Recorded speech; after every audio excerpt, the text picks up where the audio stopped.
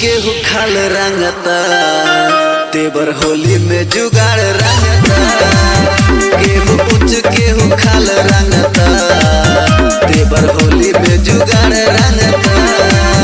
चढ़ बाट जइया से होली रंग डाले सब खोली खोली एक चीज कई बार रंगता तेबर होली में जुगाड़ रंगता। केहू उच्च केहू खाल रंगता तेबर होली में जुगाड़ रंगता।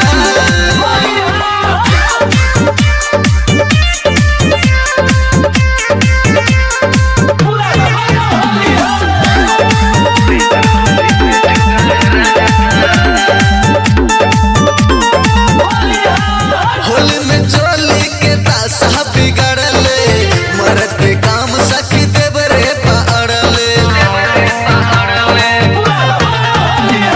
लागेला पाला डाले जब रंगवा ऊपर से नीचे फिर जाला यंगवा।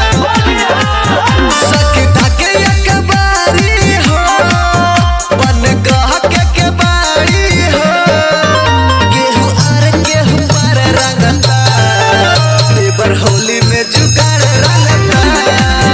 केहू उच्च केहू खाल रंगता तेबर होली में जुगाड़ रंगता।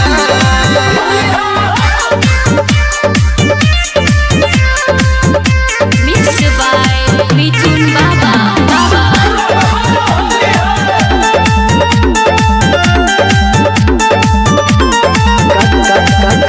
कही सखी रे देवरा के बतिया आवेला मजा भले बगंदा आदतिया।